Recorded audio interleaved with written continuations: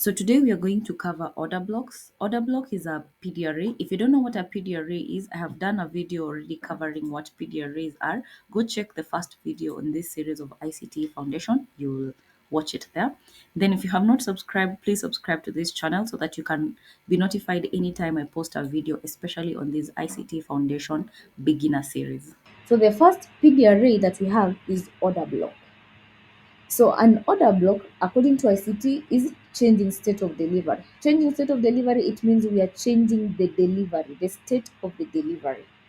So it is special zones within the market where significant buy or sell orders from major market participants like institutional traders have been previously executed. Order blocks represent crucial price level where you will observe significant and aggressive price movement. So let's just go back to our charts. So we've said order block is change instead of delivery. When you say delivery is the market can either be delivering up bullish, we are likely to either have a bullish delivery or a bearish delivery. We have bearish price delivery, bullish delivery, then bearish delivery, then bullish delivery, and then bearish delivery, bullish delivery, then bearish delivery. So you said an order block is change in state of delivery. So when you change our state of delivery from this bearish to bullish, that's how order blocks are created. Again, here we are having bearish.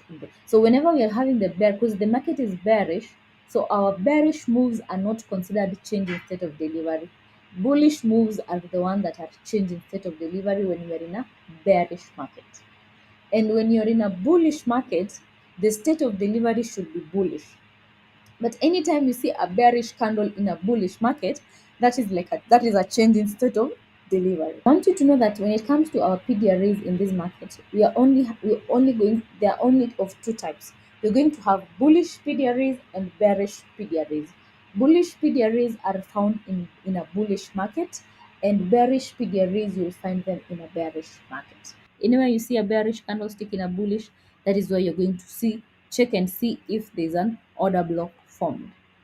So now, for an order block to be valid, or for an order block, for us to say that an order block has formed, we want to see when when you have those down close candles, before finally we get the bullish candles, which is up close candles, the next bullish candles that forms after the bearish candles, they have to close above the body of the bearish candles.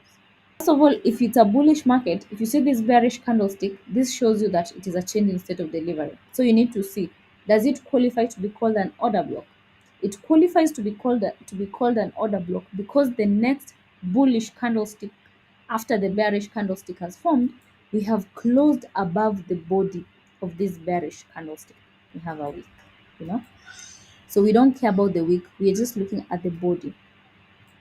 So we have to close above the body, open. This is the top of this body.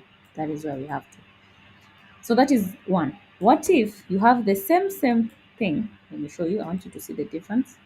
So are we going to call this still an order block? Because this was a bullish market. So we've had the bearish candle change in state of delivery, then the next bullish candle.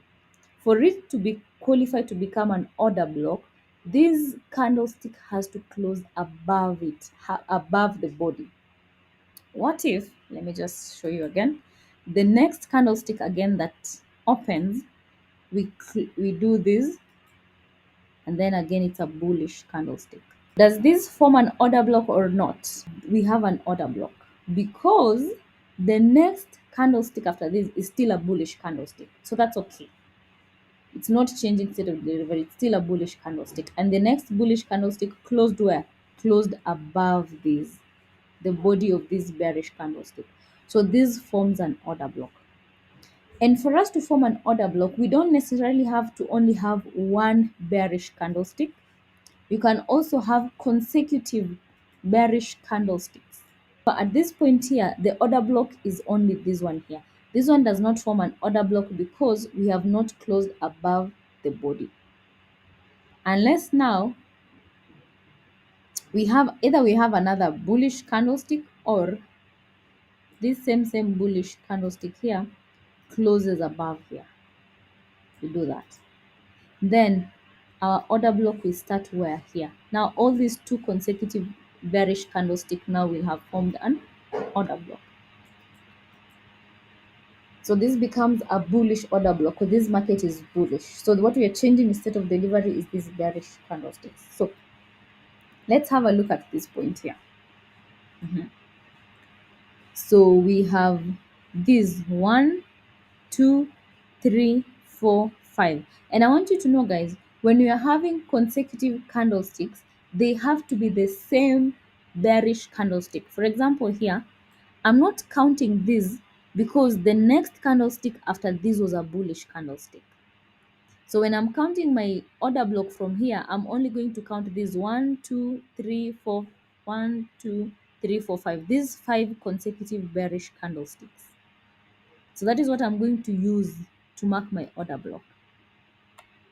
Because you can see we closed above the open of the first candlestick that started the consecutive bearish candlesticks.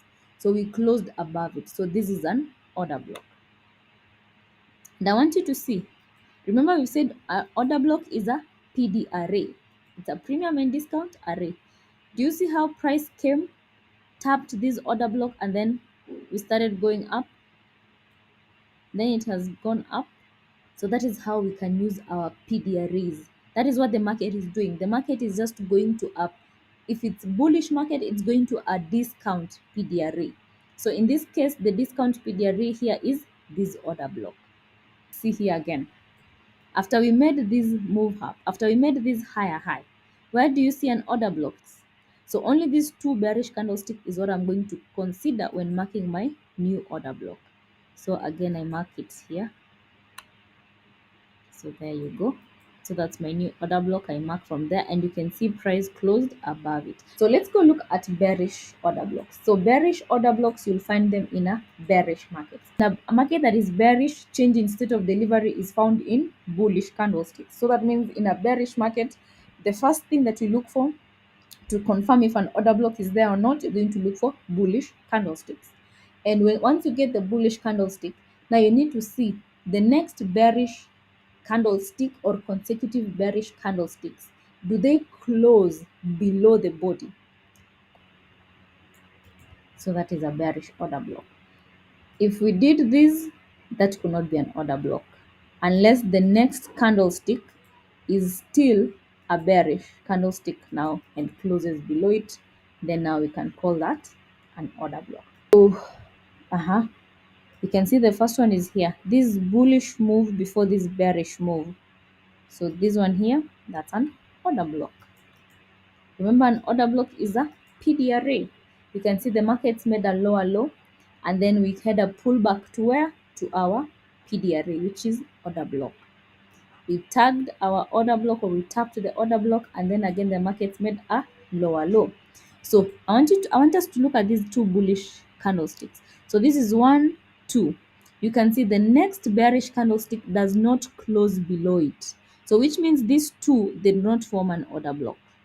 Yes, it's a change in state of delivery, but they're not qualified to be called an order block. Then is a bearish candlestick. Yes, it comes down, but it does not close below this or below this. So these two are not an order block. Then we have these two bullish candlesticks. We have 1, 2.